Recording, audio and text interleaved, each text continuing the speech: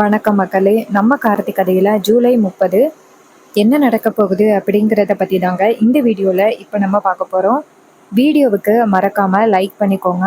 நீங்கள் லைக் பண்ணுறது தான் எங்களுக்கு அடுத்தடுத்து வீடியோ போடுறதுக்கு ரொம்பவே இன்ட்ரெஸ்டிங்காக இருக்கும். ஸோ மறக்காமல் லைக் பண்ணிவிட்டு இந்த வீடியோவை தொடர்ந்து பாருங்கள். என்ன நடக்குது அப்படின்னு பார்த்துக்கிட்டிங்கன்னா, நம்ம வில்லி இருக்காங்கள்ல, அவங்களும் அவங்க புருஷனும் சேர்ந்து நம்ம ஹீரோவும் ஹீரோயினும் புது வீட்டில் இருக்கிறத 2 பேரும் சேர்ந்து பார்க்குறாங்க. பார்த்ததும் வில்லன் கேட்குறாரு, சந்திரா என்ன நடக்குதுங்க? அந்த ரேவதிக்கு டிரைவர் பையில சுத்தமாவே பிடிக்கல அப்படின்னு அத்தனை பேருக்கு முன்னாடி சொன்னா, இப்போ என்னடான்னு பார்த்தா 2 பேரும் கொஞ்சம் குழாவிட்டு உட்காந்துருக்காங்க. என்னடி நடக்குதுங்க அப்படின்னு கேட்குறாங்க. அதுக்கு வில்லி சொல்றாங்க, எனக்கே இங்க என்ன நடக்குதுன்னு ஒன்றும் புரியலைங்க. அப்ப இவ நம்மளை நல்லாவே ஏமாத்திருக்கா போல, நான் போய் கேட்குறேன் அப்படின்னு. அதுக்கு வில்லன் சொல்றாரு, ஆமா சந்திரா, நீ போய் கேளு அவளை, நீ கேட்டாதான் சரிபட்டு வரும் அப்படின்னு. வில்லி வந்து அவங்க புருஷனை நிக்க வச்சுட்டு நேரா வீட்டுக்குள்ள போறாங்க. ஏ ரேவதி, இங்கடி இருக்கா, வெளியில வாடி அப்படின்னு. அப்ப ஹீரோ கேக்குறாரு, என்ன இது சந்திராவோட சத்தம் மாதிரி தெரியுது? அப்ப ஹீரோயின் சொல்றாங்க, ஆமா மாமா, சித்தியோட வாய்ஸ் மாதிரி தான் தெரியுது. சித்தி எதுக்கு இங்க வந்திருக்காங்க அப்படின்ட்டு இங்க இருந்து வெளியில வராங்க. அவங்க சித்தியை பார்த்ததும் நம்ம ஹீரோயினுக்கு ஷாக்கு. ஹீரோயின் கேக்குறாங்க, இங்க என்ன பண்ணிக்கிட்டு இருக்கீங்க சித்தி? அதுக்கு வில்லி கேட்குறாங்க, ஏய் அதை நான் தாண்டி கேட்கணும், நீ இங்கே என்ன பண்ணிக்கிட்டு இருக்க அப்படின்னு. அப்போ ஹீரோயின் சொல்கிறாங்க, சித்தி இது உங்களுக்கு தேவையில்லாத விஷயம், ஸோ நீங்கள் தேவையில்லாத விஷயத்தில் தலையிடாதீங்க. அதுக்கு வில்லி சொல்கிறாங்க, ஏய் இங்கே பாரு, நீ என்ன நினச்சிக்கிட்டு இருக்க, இந்த டிரைவர் பையில சுத்தமாகவே பிடிக்கல அப்படின்னு எல்லாருக்கும் முன்னாடியிலையும் அப்படியே ரொம்ப கம்பீரமாக சொன்னேன். இப்போ என்னடான்னு பார்த்தா இவன் கூட இந்த வீட்டில் வந்து இருக்க, என்னடி எங்களுக்கு தெரியாம ஏதாவது நாடகம் போடுறீங்களா அப்படின்னு. அப்ப ஹீரோயின் சொல்றாங்க, சித்தி நான் அப்பவே சொல்லிட்டேன், இது உங்களுக்கு தேவையில்லாத விஷயம் அப்படின்னு. அதுக்கு வில்லி சொல்றாங்க, இங்க பாரு, நீ பண்றது மிகப்பெரிய தப்பு, நான் இப்பவே அக்கா கிட்ட போய் சொல்றேன். அப்ப ஹீரோ சொல்றாரு, போய் சொல்லுங்க அப்படின்ட்டு. அப்ப வில்லி நேரா ரேவதியை பார்த்து, நீ இப்ப வர முடியுமா இல்லையா அப்படின்னு. ஹீரோயின் சொல்றாங்க, இல்ல சித்தி, என்னால வர முடியாது, எனக்கு என் ஹஸ்பண்ட் தான் ரொம்ப முக்கியம், நான் போறேன் அப்படின்னு. இது கேட்டதும் செம்ம ஷாக் ஆகுறாங்க நம்ம ஹீரோயின் வில்லி. அப்ப வில்லி சொல்றாங்க, இருடி, நான் அக்கா கிட்ட போயிட்டு இப்பவே நீ என்ன பண்ற அப்படிங்கறது எல்லாத்தையுமே சொல்லி உனக்கு சரியான முடிவு கட்டுறேன் அப்படின்னு சொல்லிட்டு வில்லி சரியான கோவத்துல அந்த இடத்துல இருந்து கிளம்புறாங்க. இதை பார்த்துட்டு நம்ம ஹீரோயின் ரொம்பவே அதிர்ச்சி ஆகுறாங்க. அப்ப ஹீரோ சொல்றாரு, கண்டிப்பா உங்க சித்தி போயிட்டு உடனே சொல்றதுக்கு வாய்ப்பு இருக்கு, நீ எப்படி சமாளிக்க போற அப்படின்னு.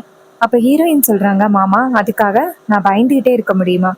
கண்டிப்பா என்னால பயந்துகிட்டே இருக்க முடியாது. இதே மாதிரி உங்களை ஒளிவு மறைவா வந்து சந்திக்கவும் முடியாது. அம்மாவுக்கு இந்த விஷயம் தெரியட்டும், அம்மாவை சமாளிக்கலாம் அப்படின்னு சொல்ல ஹீரோ சொல்றாரு, சரி ரேவதி, உனக்கு தைரியம் இருக்குல்ல? அப்ப ஹீரோயின் சொல்றாங்க, ஆமா மாமா, எனக்கு முழு தைரியம் இருக்கு, நான் கண்டிப்பா வரேன் அப்படின்னு. இது கேட்டதும் ஹீரோவும் சரி ஓகேவா அப்படின்னு சொல்லிட்டு அந்த இடத்துல இருந்து கிளம்புறாங்க. அப்ப இன்னொரு பக்கம் நம்ம வில்லி இருக்காங்கல்ல, அவங்க வெளியில வந்துட்டு நேரா அவங்க புருஷன்ட்ட, என்னங்க, நான் அவளை பார்த்து கேட்டேன், ஆனா அவ ரொம்பவே தைரியமா ஆமா அதுக்கு என்ன அப்படின்னு கேக்குறா, இதை விடக்கூடாது, அக்காக்காரி கிட்ட போயிட்டு நான் இப்பவே சொல்றேன், அக்காக்காரிக்கு அவ சொந்த பொண்ணு எப்படிப்பட்டவ அப்படிங்கறது தெரிஞ்சாதான் அவ வந்து என்ன ஏது அப்படின்னு அவ பொண்ணை விசாரிப்பா. நான் போயிட்டு என் அக்காக்காரிய உடனே நான் இங்க கூட்டிட்டு வரேன் அப்படின்னு சொல்லிட்டு வில்லி வந்து நேரா வீட்டுக்கு வராங்க. வீட்டுக்கு வந்துட்டு அவங்க அக்கா கிட்ட, அக்கா அக்கா எங்க அக்கா இருக்கா அப்படின்னு. ஈஸ்வரி வெளியில வந்துட்டு, சொல்லு சந்திரா, எதுக்கு இப்ப தேவையில்லாம வந்து சத்தம் போட்டுக்கிட்டு இருக்க, என்னடி ஆச்சு அப்படின்னு. அதுக்கு வில்லி சொல்றாங்க, அக்கா, உன் பொண்ணு அன்னைக்கு எல்லாருக்கும் முன்னாடி இல்லை என்ன சொன்னா, அந்த டிரைவர் பைய கூட வாழ்றதுக்கு விருப்பமே இல்லை, எனக்கு அவனை பிடிக்கவே இல்லை அப்படின்னு சொல்லி என்னெல்லாம் நாடகம் போட்டா. இப்போ எங்க தெரியுமா இருக்கா, அந்த டிரைவர் பையன் ரேவதிக்கு புதுசா ஏதோ பெரிய மாளிகை கட்டியிருக்கானோ, அந்த வீட்டுலதான் இப்ப ரேவதி இருக்கா, உன்னால நம்ப முடியுதா அப்படின்னு. இதை கேட்டதும் ஈஸ்வரி ஷாக் ஆகுறாங்க, என்னடி சொல்ற? அதுக்கு அவங்க சொல்றாங்க, ஆமாக்கா, உன் பொண்ணு உன்னை நல்லாவே ஏமாத்திட்டா, அவ இப்படி ஏமாத்துவா அப்படின்னு நானே கொஞ்சம் கூட எதிர்பார்க்கவே இல்லக்கா. இதை கேட்டதும் ஈஸ்வரி ஷாக் ஆகுறாங்க, என்னால கொஞ்சம் கூட நம்பவே முடியலடி, அவ அந்த டிரைவர் பைய கூட இருக்காளா, அப்போ அவ என்கிட்ட பொய் சொல்லிட்டாளா? அதுக்கு ஈஸ்வரி சொல்றாங்க, ஆமாக்கா, உன் பொண்ணு உன்கிட்ட பொய் சொல்லிட்டா, எனக்கு தெரிஞ்சு உன் பொண்ணுக்கு பழைய ஞாபகங்கள் எல்லாமே வந்திருக்கணும், அப்படி இல்லைன்னா உன் பொண்ணு நம்ம எல்லாரையுமே ஏமாத்தணும், கண்டிப்பா ஏதோ ஒரு விஷயம் நடந்திருக்கு. இதை கேட்டதும் ஈஸ்வரி சொல்றாங்க, சரி வா, எங்க இருக்காங்க அப்படின்னு. அப்ப வில்லி சொல்றாங்க, வாக்கா நான் காமிக்கிறேன் அப்படின்னு சொல்லிட்டு நேரா அவங்க அக்காவை கூட்டிக்கிட்டு ஒரு இடத்துக்கு போறாங்க. அங்க போய் பார்த்தா நம்ம ஈஸ்வரி இருக்காங்கல்ல, அவங்க வந்துட்டு காலிங் பில் அடிக்க. அப்ப ரேவதி வந்து கதவை திறக்கறாங்க. அவங்க அம்மாவை பார்த்ததும் ரேவதி ஷாக் ஆகுறாங்க. அப்ப வில்லி சொல்றாங்க, என்னடி நான் அக்காக்காரி கிட்ட சொல்லி அழைச்சிட்டு வரமாட்டேன் அப்படின்னு நினைச்சியா? பாத்தியா நான் போய் எப்படி அழைச்சிட்டு வந்தேன் அப்படின்னு. என்கிட்ட நீ எவ்வளவு தைரியமா பேசுன. நான் கேட்டதுக்கு என் மேல கை வாங்கினியல்ல. இப்போ அக்கா கேள்வி கேட்கறா, பதில் சொல்லிடி அப்படின்னு. இதை கேட்டதும் ரேவதி அவங்க அம்மாவை பார்த்து, அம்மா, சித்தி பேசின வரைமுறையே கொஞ்சம் கூட சரியில்லைம்மா, அதனாலதான் நான் கோவப்பட்டு பேசுறேன் அப்படின்னு. அதுக்கு ஈஸ்வரி சொல்றாங்க, ஏய், அவ பேசுறது ஒரு உரிமையோட தான் பேசுறா. அவ உனக்கு வந்துட்டு அம்மா மாதிரி. நான் வந்துட்டு வேலைக்கு போன அன்னைக்கெல்லாம் இவ தான் உன்னை நல்லபடியா பார்த்துக்கிட்டா. நான் என் 4 பொண்ணுங்களையும் எப்படி வளர்த்தேன்? அவளாலதான் நான் வளர்த்தேன். அவ எனக்கு உறுதுணையா இருந்தா. ஆனா அவ மேலே நீ கை வச்சிருக்கியல்ல, இந்த டிரைவர் பயலுக்காக. அது சரி. அன்னைக்கு அத்தனை பேருக்கு முன்னாடி அவன் கூட வாழ விருப்பம் இல்லை அப்படின்னு அத்தனை பேருக்கு முன்னாடி அவ்வளோ வீரவசனம் பேசின. இன்னைக்கு என்னடான்னா இந்த டிரைவர் பையன் கூட கை கொத்துக்கிட்டு இந்த வீட்டில் வந்து நிக்கிற. அப்படி என்னடி சொல்லி மயக்கனா? ஏய் டிரைவர் பயலே, என் பொண்ணுகிட்ட என்னடா சொல்லி ஏமாத்தன அப்படின்னு. அப்ப ஹீரோ சொல்றாரு, இங்க பாருங்க அத்தை, உங்க பொண்ணை ஏமாத்தணும் அப்படிங்கிற ஒரு நோக்கம் எனக்கு சுத்தமாவே கிடையாது. நீங்க தேவையில்லாம வந்துட்டு என்ன சந்தேகப்படாதீங்க. நான் என்னைக்குமே உங்க பொண்ணுக்கு எந்த வகையிலையும் கஷ்டத்தை கொடுக்க மாட்டேன். ஞாபகத்துல வச்சுக்கோங்க, எனக்கு ரேவதி ரொம்ப முக்கியம். நான் ரேவதிய நல்லபடியா பார்த்துப்பேன். அதுக்கு ஈஸ்வரி சொல்றாங்க, ஏய், என்னடா என்கிட்ட ஏதாவது சொல்லி என்னை ஏமாத்தலாம் அப்படின்னு பாக்குறியா? என் பொண்ணு என்னைக்குமே பொய் சொல்ல மாட்டா. ஆனா இன்னைக்கு பொய் சொல்ற அளவுக்கு வந்திருக்கா அப்படின்னா அதுக்கு யாரு காரணம்? கண்டிப்பா நீ ஒருத்தன் தான் காரணம். இங்க பாரு, நான் கண்டிப்பா உன்னை சும்மா விட மாட்டேன் அப்படின்னு. அப்ப ஹீரோ சொல்றாரு, அத்தை, ரேவதியை நான் நல்லபடியா பாத்துக்கிறேன். எனக்கு ஒரு வாய்ப்பு மட்டும் கொடுங்க அத்தை. என் பாட்டி மேல இருக்கிற கோவத்தினால எங்க 2 பேரையுமே பிரிக்கணும் அப்படின்னு நீங்க நினைக்கிறீங்க. தயவு செஞ்சு எங்க 2 பேரையும் பிரிக்காதீங்க அத்தை அப்படின்னு. அதுக்கு ஈஸ்வரி சொல்றாங்க, இங்க பாருடா, மரியாதையா என் பொண்ணை விட்டு கொடுத்துரு. அன்னைக்கு நீ என்கிட்ட என்ன டீல் பேசின? கோவில் கும்பாபிஷேகத்துக்கு அவர் வந்தா ரேவதியா நான் விட்டு கொடுக்குறேன், ரேவதியா கல்யாணம் பண்ணிக்கிடலன்னு வந்து சொல்றேன்னு சொன்னியல்ல. இப்ப என்னடான்னா இப்படி வந்து நிக்கிற. அப்போ உன்னோட நோக்கம் என்ன, என்னை ஏமாத்தணும் அப்படிங்கிறது தானா? இங்க பாரு, மரியாதையா ரேவதியை வந்துட்டு என்கிட்ட அனுப்பு. அப்ப ரேவதி சொல்றாங்க, அம்மா ப்ளீஸ்மா, நான் உன்கிட்ட கையெடுத்து கும்பிட்டு கேட்குறேன். என் மாமாவை என்கிட்ட இருந்து பிரிச்சிடாத. என் மாமாவை தவிர வேற யாரும் என்னைய நல்லபடியா பார்த்துக்க மாட்டாங்க. அவரு தான் என்னை ரொம்ப நல்லபடியா பார்த்துப்பாரு. எனக்கு எவ்வளோ கஷ்டம் வந்தாலும் நல்லபடியா பார்த்துக்கிறது மாமா மட்டும்தாம்மா. என்னை தயவு செஞ்சு மாமா கிட்டேருந்து பிரிச்சிடாதம்மா அப்படின்னு சொல்ல. ஈஸ்வரி சொல்றாங்க, இங்க பாருடி, உன்னை அப்படி நல்லாவே ஏமாத்தி வச்சிருக்கான். இப்ப நீ வரப்போறியா இல்லையா அப்படின்னு ரேவதியோட கையை பிடிச்சு இழுக்க ஹீரோ டக்குன்னு ரேவதியோட கையை பிடிக்கிறாரு. ஈஸ்வரி நேரா ஹீரோவை பார்த்து, இங்க பாரு, மரியாதையா என் பொண்ணை கையை விடு அப்படின்னு ஹீரோ சொல்றாரு. இல்லத்த, என்னால முடியாது. நான் கண்டிப்பா ரேவதிய விட்டு கொடுக்க மாட்டேன். உங்களோட பிடிவாதத்துக்கு நான் அழக மாட்டேன். ரேவதி என் கூட சேர்ந்து வாழணும் அப்படின்னு ஆசைப்படுறா. ஸோ அவளை விட்டுருங்க அப்படின்னு ஈஸ்வரி சொல்றாங்க, முடியாது. நான் கண்டிப்பா இதுக்கு ஒத்துக்கவே மாட்டேன். ரேவதி இப்ப வரப்போறியா இல்லையா அப்படின்னு சொல்லிட்டு ரேவதியோட கையை பிடிச்சு இழுக்கிறாங்க. அப்ப ரேவதி சொல்றாங்க, அம்மா சொல்றது கேளுமா, என்னைய மாமாவை தவிர வேற யாரும் என்னைய நல்லபடியா பாத்துக்க மாட்டாங்க. மாமா என்னைய ரொம்ப நல்லபடியா பாத்துப்பாரு. எனக்கு எந்த பிரச்சனை வந்தாலும் அவர் என்ன ரொம்ப நல்லபடியா பாத்துப்பாருமா. சொல்றது கேளுமா, என்ன மாமா கூட சேர்த்து வைங்கம்மா. ஏமா உங்க பிடிவாதத்தை இதுல காமிக்கிறீங்க அப்படின்னு. இதை கேட்டதும் ஈஸ்வரி சொல்றாங்க, இங்க பாருடி, மரியாதையா நான் சொல்றது கேளு, இப்ப வரப்போறியா இல்லையா அப்படின்னு. அப்ப ஹீரோ டக்குன்னு ரேவதியை இந்த பக்கம் பிடிச்சி இழுக்கிறாங்க. ஈஸ்வரி ஷாக்காக. ஹீரோ சொல்றாரு, இங்க பாருங்க, நான் ரேவதிய அனுப்ப மாட்டேன். ரேவதி என்னோட பொண்டாட்டி. என்கிட்டேருந்து என் பொண்டாட்டியை பிரிக்கிறதுக்கு உங்களுக்கு யாரு அனுமதி கொடுத்தா? போங்க அப்படின்னு. இதை கேட்டதும் ஈஸ்வரி ஷாக் ஆகுறாங்க. ஏய், என்கிட்டயே நீ எதிர்த்து பேசுறியா அப்படின்னு. ஹீரோ சொல்றாரு, இங்க பாருங்கத்த, நானும் பொறுமையா கேட்டு பார்த்துட்டேன், அன்பமும் கேட்டு பார்த்துட்டேன், கோவமாவும் கேட்டு பார்த்துட்டேன். ஆனா நீங்க என்னையும் ரேவதியையும் பிரிக்கணும் அப்படிங்கிற ஒரு நோக்கத்தோடயே இருக்கீங்க. அதனால இனிமே உங்க பேச்சை கேட்டு எந்தவித பிரயோஜனமும் இல்லை அப்படின்னு புரிஞ்சு போச்சு.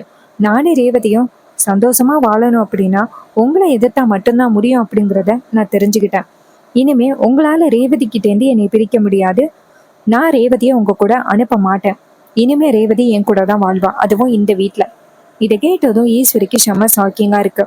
ஈஸ்வரி ரேவதியை பார்த்து பாத்தியாடி எப்படி பேசுறான் அப்படின்னு, இதுதான் அவனோட உண்மையான குணம், அது உனக்கு தெரியல, இங்க பாரு மரியாதையா என் கூட வாடி அப்படின்னு.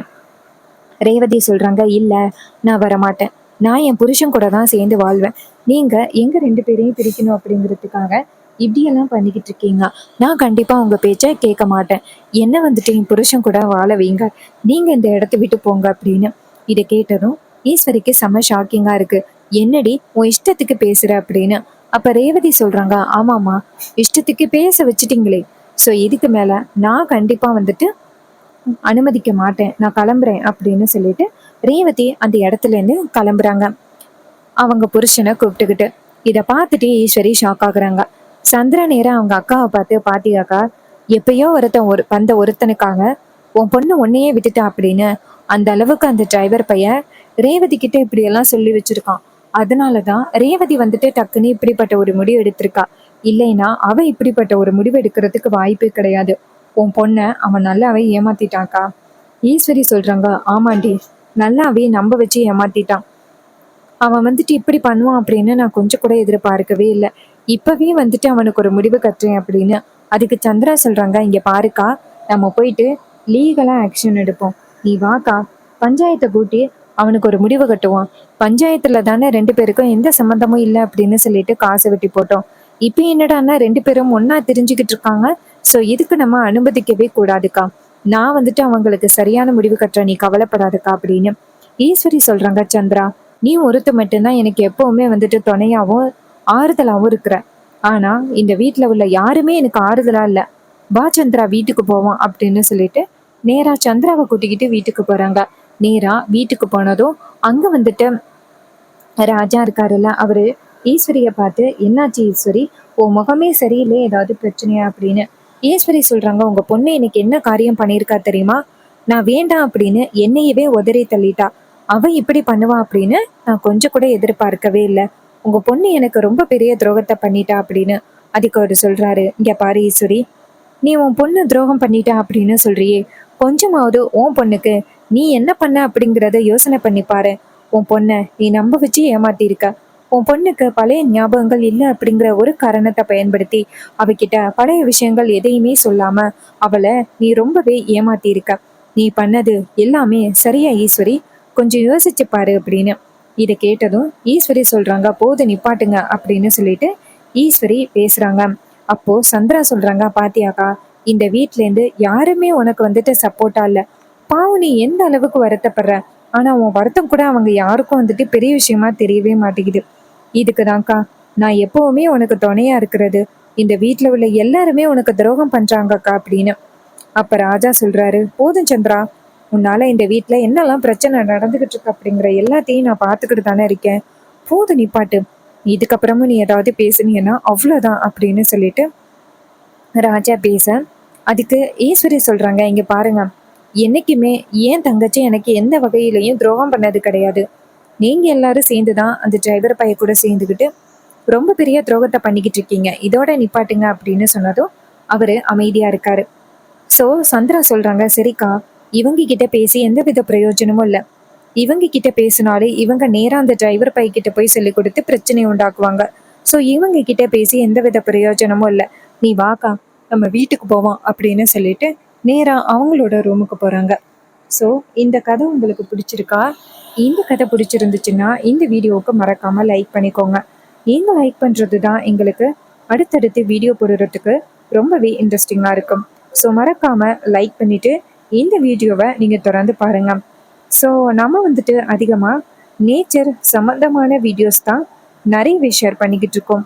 உங்களுக்கு நேச்சர் சம்மந்தமான வீடியோஸ் பிடிக்கும் அப்படின்னா நம்மளோட சேனலை சப்ஸ்கிரைப் பண்ணி தொடர்ந்து ஃபாலோ பண்ணி உங்களோட சப்போர்ட்டை கொடுங்க. ஸோ இதே மாதிரி நிறைய எபிசோட்ஸை நம்ம தொடர்ந்து வாட்ச் பண்ணலாம். தேங்க்யூ ஃபார் வாட்சிங். See you on next new video.